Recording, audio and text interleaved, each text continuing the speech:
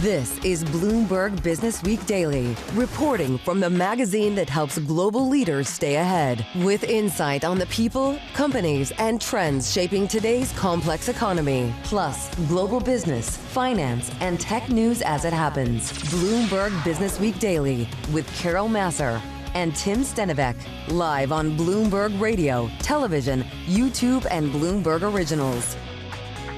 You have been listening to President Trump live there with his cabinet, making a lot of comments about a range of subjects, I think it's safe to say. Again, Carol Massar, Tim Stenivek, you are listening and watching Bloomberg Businessweek Daily live from Bloomberg headquarters in New York City. It is Tuesday, December 2nd. So the president wrapping up remarks at that cabinet meeting. Specifically, one of the things that's been top of mind is what's going on in Venezuela, Tim. Yeah, and we'll kind of go in reverse chronological order here with what he most recently said. He was asked if anyone is selling drugs to the U.S., they are subject to an attack. He was asked on strikes. It's not just Venezuela that's subject to attack. The questions really, a lot of questions focused on that attack and those attacks, but they also really span the globe. They talked about Russia, Ukraine. There was a question about Iraq in there as well. We're going to stick on the attacks in South and Central America South America for now. Asked on the September 2nd strike, didn't know about a second strike. Trump asked on September strike. I'm still getting information.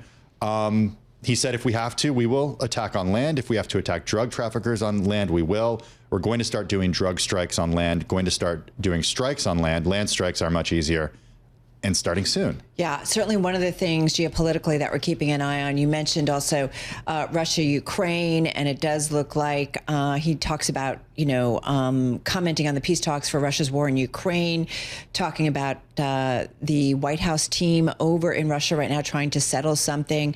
Also talking about going to New Orleans in a couple of weeks. The Louisiana governor, he said, the president, that the Louisiana governor asked for federal help in New Orleans.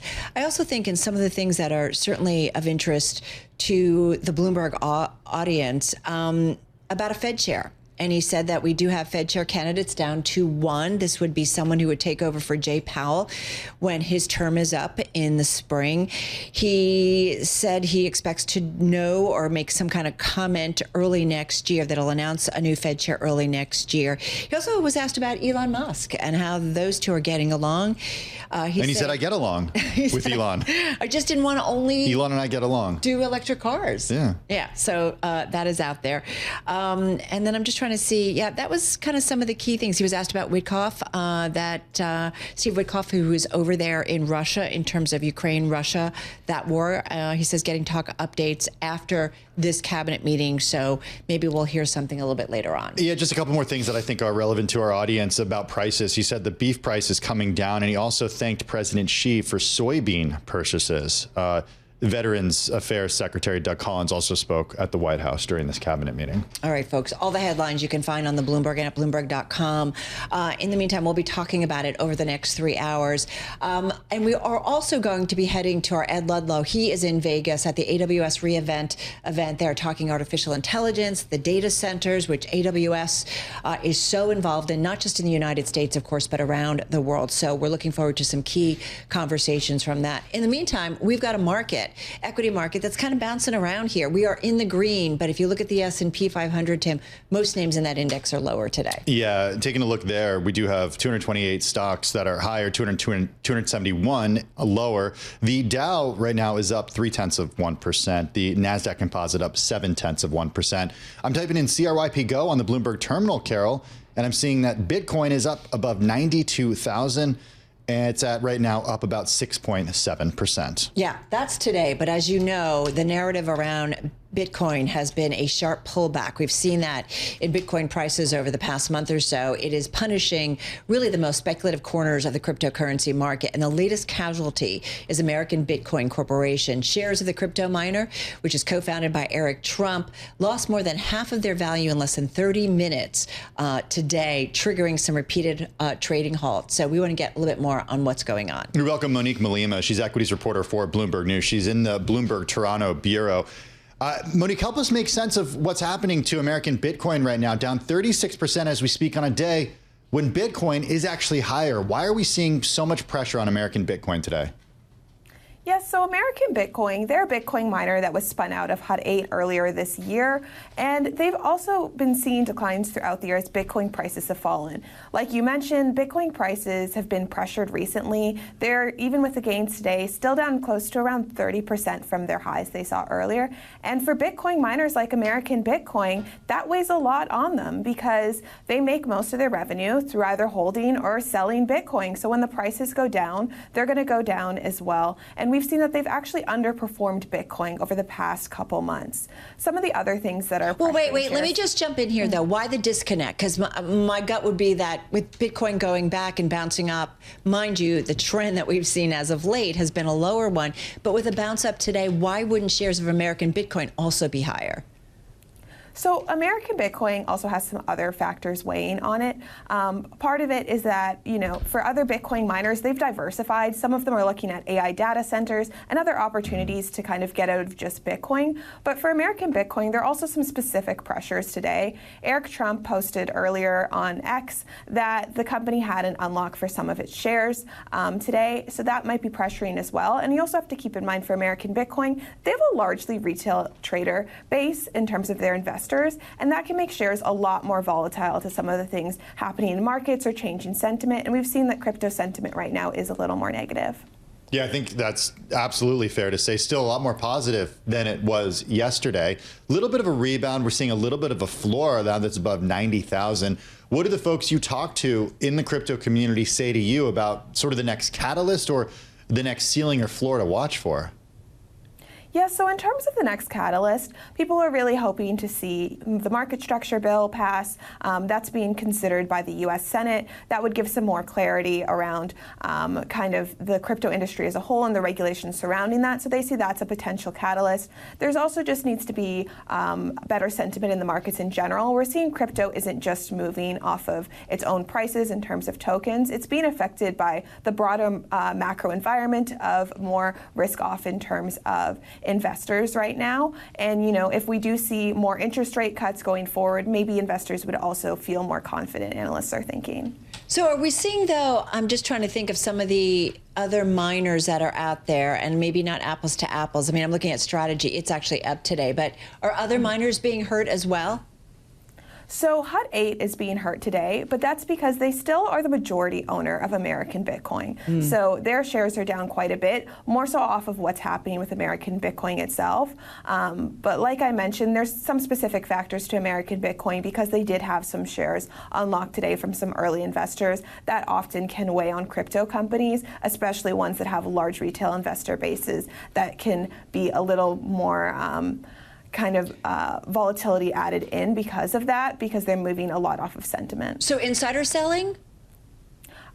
Not necessarily that the insiders are selling. It's that there's been an unlock, so they have the opportunity if they choose to sell. But we've seen in past for crypto companies, we saw this with SharpLink as well earlier this year, that when there are unlocks, that those shares can often then go down because of some of those retail investor fears that, if the early investors can now sell, maybe they'll choose to. So then they're thinking, maybe we should get out before they do. Yeah, one thing we should note is we have spoken to Eric Trump several times over the last few months. He told me in September that he was committed to the company. He owns about 7.5% of it. And then, Carol, he reiterated to us just in the last few weeks that he's still committed to the company and he hasn't sold any shares and will not be selling any shares anytime soon. Yeah, definitely committed and certainly defending the idea of Bitcoin. But that is true of like many folks who are within the Bitcoin industry. And we've got a story on the Bloomberg too that talks about like get ready for like a tremendous rally again and a bounce back. So we definitely see this, that what can be a volatile trade. I just want to look ahead real quickly. Just got about 40 seconds here, Monique. We've got a Fed meeting next week. If we get a rate cut, the gut response would be that any kind of speculative, high valuation, type of asset should rally. Should we assume that that will be true along the crypto universe? Yes, there are some analysts that are saying an interest rate cut would help crypto. We've seen some more risk pullback in terms of investors recently, as there were fears earlier that maybe there wouldn't be interest rate cuts or uncertainty around the path for interest rates going forward. So they're hoping that once people have a little more certainty around kind of the macro environment in the U.S. and where the economy is headed, then they'll feel more confident being in some of these riskier assets like crypto. All right, we're going to leave it. Monique, thanks so much. Monique Mulima, she is equities reporter at Bloomberg News, joining us from our Toronto bureau. Again, as we look at American Bitcoin, we did see some halts in the trade today, but this stock, I'm assuming it's one of your decliners today. Yeah, it is down right now by 36%, but earlier in the session it was down as much as 51%. Yeah, I mean, this one, and it's still up 14% year to date. So we have seen, you know, quite some strong moves to the upside, but also we're seeing a fair amount of selling. All right, folks, we are just getting started. Kind of some things coming at us from some different places. We, of course, covered all the news out of the nation's capital, the president in that cabinet meeting, heading to Toronto on crypto. And now we're going to head back to Vegas, Las Vegas, head to Vegas, and to our own Ed Ludlow. He's getting ready to talk with Amazon's head scientist for artificial general intelligence at Amazon. So looking forward to that. That's next. It's 2:21 on Wall Street. We do check markets all day long here at Bloomberg. We've got the Dow, the S&P, NASDAQ all advancing. Wall Street staging a cautious rebound today. Right now, the S&P is up 13. That is a gain of 0.2%. Dramatically different tone from this time yesterday, with the S&P now at 68.25. The Dow up 147. Boeing leading the Dow higher. Right now, we've got the Dow Industrials up 0.3%. NASDAQ up 0.6%. The 10-year 4.08%, the 2-year 3.51%. Spot gold down $37 the ounce, down 0.9%. West Texas Intermediate crude oil 58.68 a barrel, down 1.1%. And Bitcoin now higher by 6.4%, 91,950 on Bitcoin. I'm Charlie Pelleton. That is a Bloomberg Business Flash. All right, Charlie, thank you so much. Carol Master, Tim Stanovic, live here on Bloomberg Businessweek Daily. Well, underway in Las Vegas is AWS reInvent. This is Amazon Web Services' flagship annual cloud conference, bringing together developers, engineers, leaders, and businesses for a week of keynotes, product announcements, technical sessions. So much going on. It's also about networking, and it's also where we find our co-host of Bloomberg Tech, Ed Ludlow. He's along with Rohit Prasad, Senior Vice President and Head Scientist, Artificial General Intelligence at Amazon. Ed, take it away. Yeah, it's been interesting, guys, because like the market reaction to all of this has been varied. But everyone I speak to says this is a substantive move forward across the full AI stack with AWS, not just silicon, but in the model side as well. Rohit, it's good to see you. Yeah, excited to be here. It's been some time since I last saw you, and in those days, you were building Alexa from the ground up, really. Yeah. Let's start with Nova 2. This is the second generation of Amazon and AWS's frontier model, and it's a year since the first iteration came out.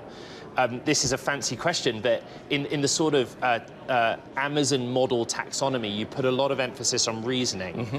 What is different with Nova 2 in that regard? Yeah, Nova 2 state-of-the-art frontier models. We introduced 4 of them today. A year back, we announced Nova first generation of the models. Incredible adoption that we see with our customers. And then it's not been that we have only done Nova 1, but along the way we introduced many new models like Nova Sonic, Nova Premier. But today we announced our Nova 2 generation, which has 4 models. Each are very multimodal reasoning-based models, which means they process not just text as input, but many other modalities. They're great for perception tasks, for everyday workflows, cost-effective reasoning-style model where you can control the extent of the reasoning. You also have an upgrade to Nova Sonic and a first-of-its-kind model called Nova Omni, which not only just generates text, but also generates image output. So the simple question a lot of people have is, why did you need to have 4 variants and 4 different degrees of model performance? Yeah. In one release? Yeah, so we always find customers want different selection, different operating points. But let me get to the main thing here, which will put it in context.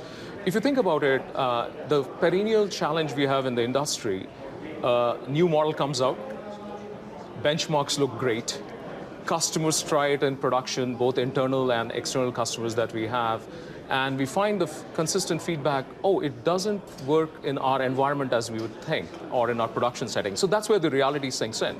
There is a simple reason for that, because these frontier models, as great they are, they do not know your domain, your proprietary workflows, which sit behind your walls. So we ask the question, how can we build something that knows your systems, your data? And for that, the real answer was that everyone is seeking a frontier model that's expert in your domain. Now, you have a few choices right now. All of them are suboptimal. You can start fine-tuning on the edges a frontier model. You can take an open weights model and start... Suboptimal, why? I'll get into that. So you can fine-tune only on the edges, for instance, because you have these adapter-based model training, which doesn't really give you the full expertise, because these models are already fully built. So you can't steer them to your domain. And when you try to steer it to your domain, it forgets a lot of its general properties that were remarkable. So then you're left with this ultimate choice, which is, do I build my own from scratch? But that's prohibitively expensive. So that's why we brought Nova Forge, because now you have a way of building your own frontier model, starting with every stage of the model development, from pre-training to mid-training and post-training, with one unique thing, which is you can now infuse your data and premix with Amazon curated. So let me jump in here. I'm not going to pretend to be smarter than I am. You can have a foundation model with tens of billions, hundreds of billions of parameters, but the issue that you're outlining is that if it has no relevance to you in its data set, it has a limited utility. Yes. So let's go to Nova Forge. This is the ability to build a model using data sets from within your own company. Yes. Simple layman's interpretation. Just go a bit further on what you're trying to solve for here, and actually, if it's as good as you say, the commercial importance of it. Yeah, because the general intelligence model are not, it's not like intelligence is a monolith process, right? So the intelligence to be really useful in your setting, you need to plug in your data, your knowledge, your system workflows, and that starts with the earliest stages of the training. That's how we grow up. A lot of our foundational capabilities, we are the most efficient if we have learned the domain as early as possible.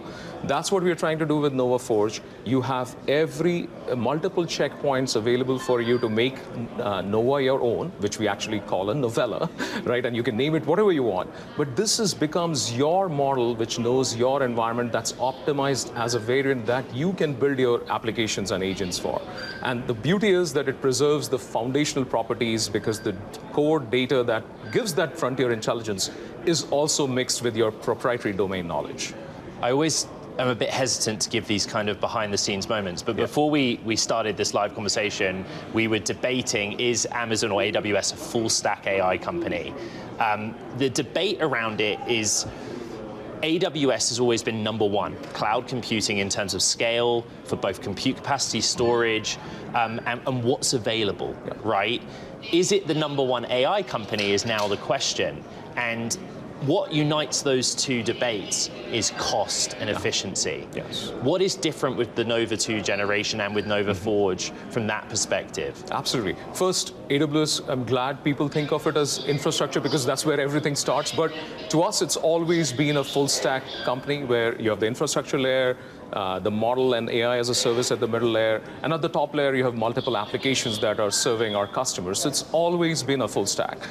With Nova, as you said, we are really democratizing the AI for everyone, where everyone can have their frontier model that knows their domain.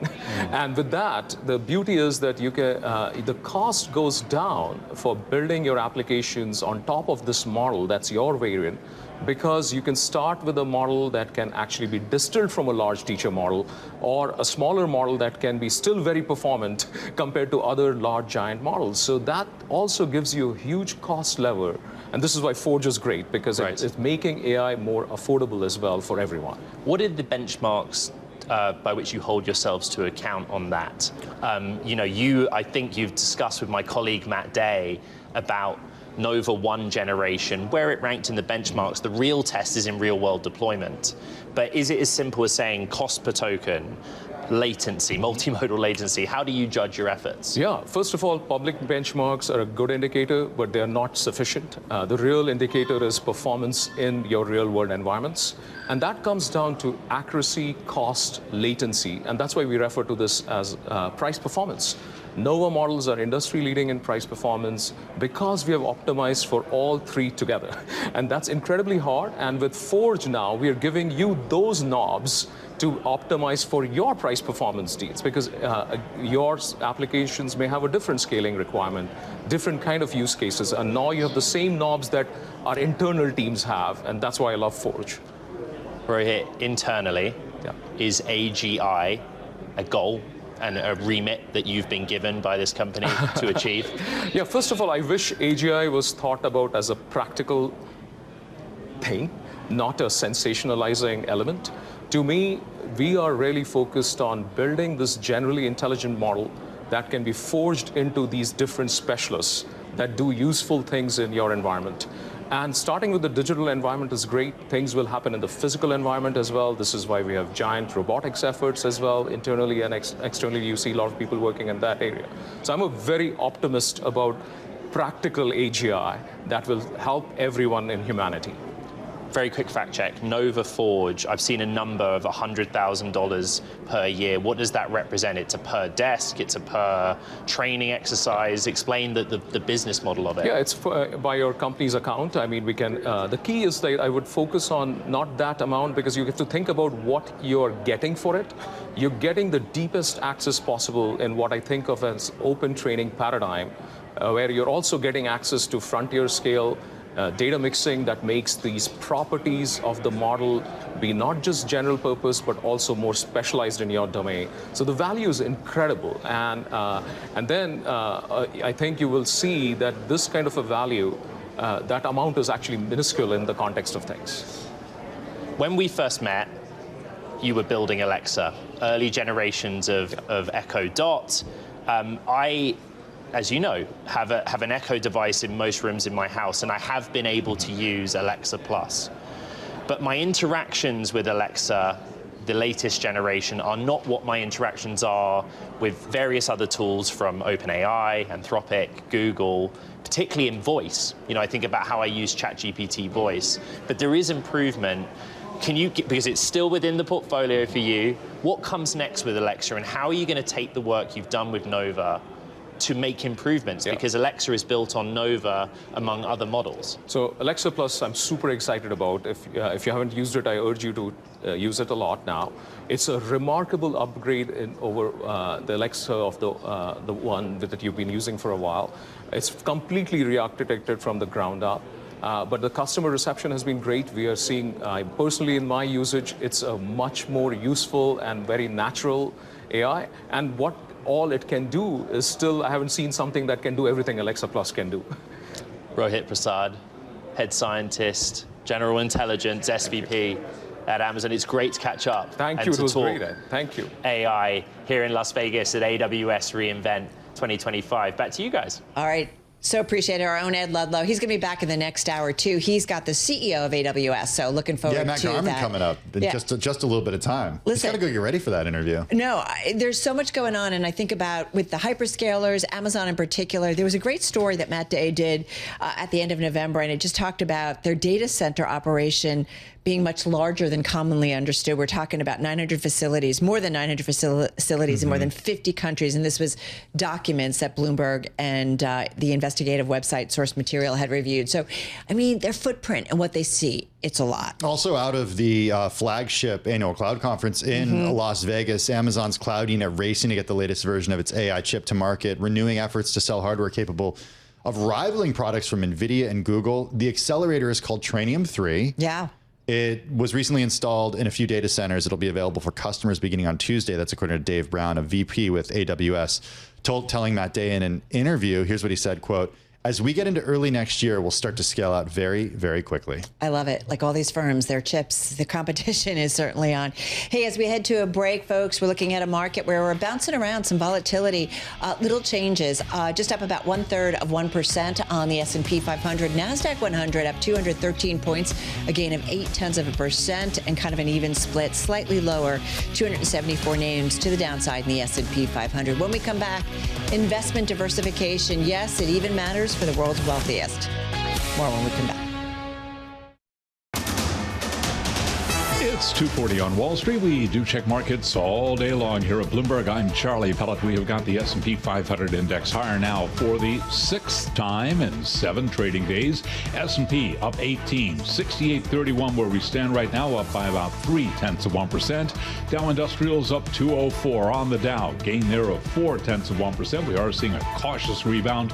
NASDAQ up 157 for the NASDAQ Composite Index. That's a gain now of 0.7%.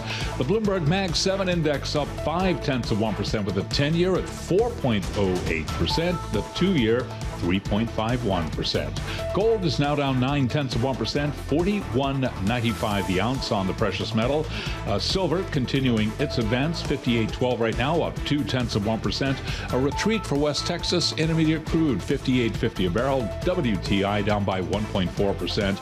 A dramatically different tone for Bitcoin today compared to this time yesterday. Bitcoin right now up 6.8% at 92,300 on Bitcoin. Cloudflare shares higher after Barclays launched coverage on the infrastructure software company with an overweight rating and a $235 price target. Right now, we have got shares of Cloudflare at 201, up by 2.4%. Earnings after the close of trading today will include CrowdStrike, Box Inc., and also Marvell Technology. Recapping, S&P up 0.3, Bitcoin right now up 6.8%. For on-demand news 24 hours a day, subscribe to Bloomberg News Now wherever you get your podcasts. I'm Charlie Pellet, and that is a Bloomberg Business Flash. All right, Charlie, thanks so much. Well, a recent study by Bank of America Family Office finds that overall, family offices are optimistic about the outlook of the U.S. stock market, private equity, and merger and acquisition activity, with more than 6 in 10 anticipating that the markets will move higher over the next year. Now, the study covers a lot, everything from AI and alternatives to wealth across generations and wealth transfers of more than $100 trillion, more like $124 trillion over the next decade to heirs and also to women. It's something that we have talked about a lot in our weekly discussion, Women, Money, and Power, where we look at all the economic implications of the massive wealth transfer that's underway, how it is impacting, Tim, the investing, saving, and also giving landscapes. With some thoughts on that, we welcome Elizabeth Thiessen, head of family office solutions at Bank of America Private Bank. It's got some $447 billion in assets under management. She joins us from Charlotte, North Carolina. Elizabeth, how are you? I'm great, Tim. Good to be with you both. It's good to have you with us. I just want to set the scene a little bit just to contextualize the different families that you work with. What would be like a typical family's net worth and size? Like, what are we talking here for family office clients for Bank of America Private Bank? Well, it ranges. And in this study in particular, we talked to over 335 family offices, and they ranged from 25 million in assets that they're managing to over 5 billion. So it really is a wide spectrum of family offices that we spoke to and we'll talk about here today in the results. So what did you find that was top of mind for them? What, acknowledging that, of course, not everybody has the same priorities? Yeah, a few things really stood out to us. This was a very rich set of data that came out of the study. I will highlight that of the clients that we talked to, over 60% of them had greater than 500 million in assets. So to your earlier question. But some of the themes that came through, one, I'd highlight, you talked about the wealth transfer that's underway, and that really came through in the results as well. It was really underpinned. We could call it the great family office transfer. What's not surprising, 87% of the families we spoke to haven't transitioned yet to the next generation. And that's not surprising, so there's really been an increased velocity in formation of family offices. But what they told us was 6 out of 10 expect to transition in the next 10 years, 1 out of 3 in the next 5 years. So it's beginning to unfold. And, as we asked family offices about the implications of that, they're definitely starting to think about a new generation of error in investing, increased focus on philanthropy, and a definite increased use of technology. So I think that wealth transfer that we're seeing holistically across the U.S. is absolutely impacting family offices, and it's starting to happen. The second theme I would highlight is the increased focus on alternatives. What was interesting in the study is 2/3 of the family offices we spoke to referred to themselves as conservative investors. But yet their allocation was pretty even between marketable securities and alternatives, 36% marketable securities, 34 alts. But they're leaning into alts. When we asked, what do you want? Where do you think you're going to get the greatest return in the future? What's your area of focus as you look forward? Private equity was number 1, followed by direct investments in companies, followed by real estate. So we see that alternatives focus, continuing to take center stage. Elizabeth, can I just jump in for a second? I am curious. Do any of them think about, in terms of the wealth transfer, what it means? Like, are they going to also go spending money, or is it all about, ensuring that the wealth exists for future generations? I'm just curious if there's a different take, whether it's women or whether it's a younger generation. Well, it's both. I mean, there's definitely a desire, when we talk to family offices, there's definitely a desire to maintain the mission and purpose of that family office and why it was created to begin with. And what came through in the research, which we found really interesting, one of the things we asked family offices is, how involved is your principal in the management and running of the family office? And they had a scale, either, not very, less involved, moderately involved, very involved. And the clients that have family offices that have less involved principals, they expect, 73% of them expect the mission and purpose of the family office to change when handed to the next generation. So to us, as we read that, it's a real, call to action that as we know this transfer is beginning to unfold, having early conversations around what do you want that next generation to do with it? Is it to go spending? Is it to continue the purpose that the first generation created? Having those conversations and that intention early is paramount. I'm sure you caught this story in the Wall Street Journal over the weekend, but it was about these so-called trust reveals where the super wealthy families are having these, not necessarily parties, but meetings with financial advisors, maybe family offices, to really go through the numbers for the next generation. Oftentimes it sounds like some of these families, they grow up knowing they're wealthy, but the kids don't actually know they're getting a $100 million trust fund. What's the communication like? Did that story resonate with you? Yeah, I think, we see both ends of the spectrum. Sometimes you see families where it is a reveal that happens. Others, though, I find if there's a really intentional process where that is revealed with milestones and intention, I think that can have better outcomes ultimately. Yeah, it's super interesting, right? Just what's going on. We've spent a lot of time, Elizabeth, talking about women specifically and the wealth transfer that is expected to be in the hands of women specifically. I've gone through the report. I'm just curious what you guys are seeing specifically, if you've seen any transfers already to women and how they approach money perhaps differently. Yeah, we absolutely do. There's a lot of the transition that happens for women in family office. And I think, their approach, we do regularly see an increased focus on philanthropy that can play through. Many times women in a family are getting involved early in philanthropy, and then that can play through.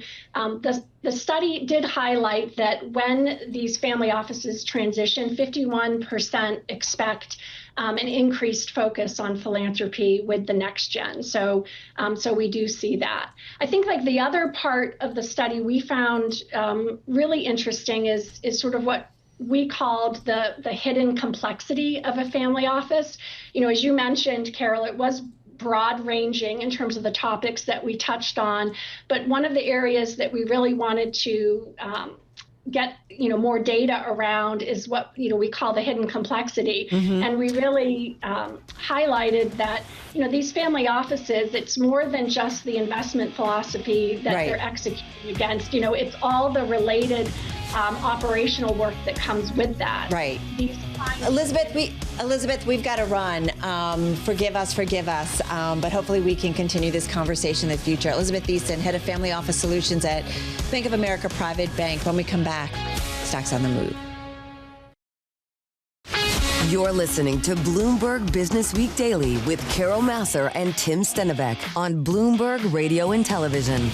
All right, everybody, we are coming up on the last hour of trading on this Tuesday, December 2nd. Carol Massar, Tim Stenbeck, live here at Bloomberg headquarters in New York City. Having said that, bouncing around on the equity trade, keep in mind, a week from now, the Fed will have started its two-day meeting as it gets ready for that last Fed decision of 2025. I feel like it's a big one. Yeah, it is a big one. December 10th is next Wednesday. We'll hear from Jay Powell on that day. Of course, they'll begin their meeting the day before, as Carol mentioned. Yeah. I guess a lot of questions might have to do with the next Fed chair. I don't know. Yeah.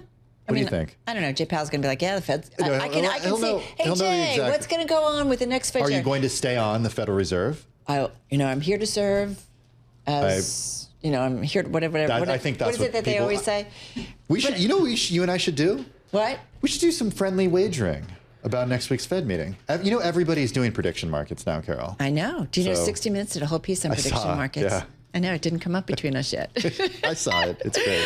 All right. Bouncing around here. Up 24 points on the S&P. NASDAQ 100, a gain of 232 points, up 0.9 percentage point. So, Fed meeting next week. Fed meeting next week. Yeah. I'm Tim Stenbeck, along with Carol Massar. You are. Let's take a look at some stocks on the move today. We're joined by Bloomberg Television markets correspondent Norah Mulinda.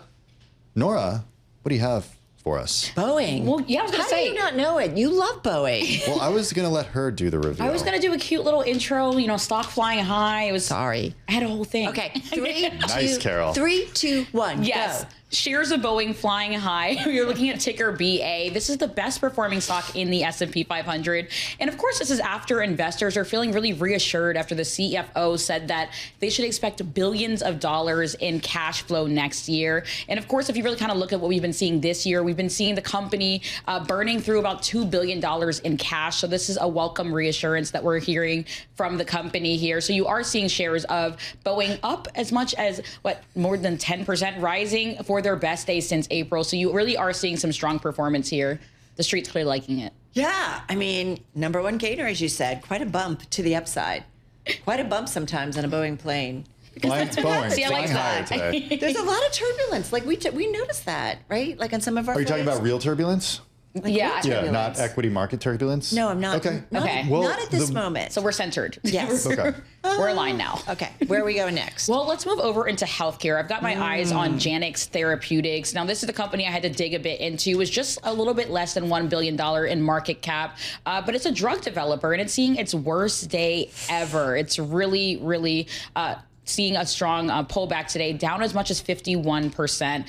It did have some interim data from its early stage trial in terms of its prostate cancer therapy that disappointed investors. So really taking a beating today. I mean, the stock on a year-to-date basis, though, down 69%. So it's been a pretty brutal year for this company. It's so hard for some of these biotechs, right, who are often centered sometimes around one individual drug. This may not be the case for this one, but yeah, when there's some disappointment, it's true for the major pharmaceuticals too, if they're banking on something. Right. All right. That stock, as you said, down today, down 70% year to date with 18% of the float short. Where would you like to go? Signet Jewelers is where I want to go, although maybe not enough people are going there. Yeah, I mean, let's talk about the consumer. We've been hearing about Black Friday data. There's so much retail earnings we've been getting as well. But in looking at Signet, this is ticker SIG. We're seeing shares that are falling.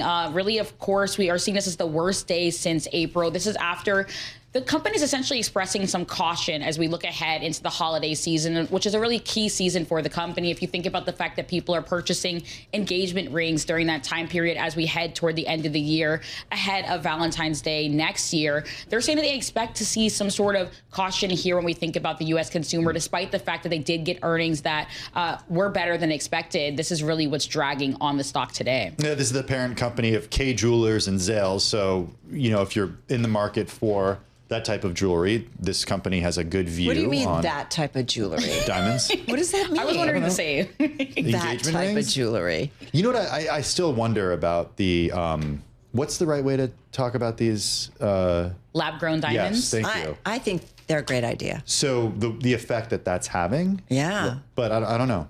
That was before my time. Like, I was, unfortunately was stuck with a non-lab grown diamond in the whole engagement process. I know. You talk to people who are a generation younger than I am, and it's all about the lab grown. Yeah, right. Absolutely. Apparently you can't even tell the difference. Well, because they're the same thing. Right. I don't know. Can they go as big? That's a good question. They go big and they are way less expensive. They're way less expensive. Well, there you go. Which makes me think about, what really is the value of these things, right? I like that. Like what? I don't know. Like, what does it cost to make a lab diamond? I guess you should assume that it's like. It's a very good question this is a very good question and discussion for De Beers, and it's a reason why De Beers in Botswana are having so much trouble right now. Yeah, exactly. Anyway, all right. We've kind of just jumped all over the place. Thank you for that, Norah. We really appreciate it. That's our Stock Movers podcast. We also, can I just quick mention Warner Brothers Discovery? Because we are seeing that stock up about 3.3% here in the trade. Comcast, their bid seeking to merge NBC Universal with Warner Brothers Discovery. All right. So maybe a little M&A news. Maybe. Some play. Check out our Stock Movers podcast. You can find it 5-minute episodes, winners, losers, on Apple, Spotify, or anywhere you get your podcast. If you're watching TV, the close is coming your way in just a moment. They will be more focused. We're going to continue as crazy as we are on Bloomberg Businessweek Daily.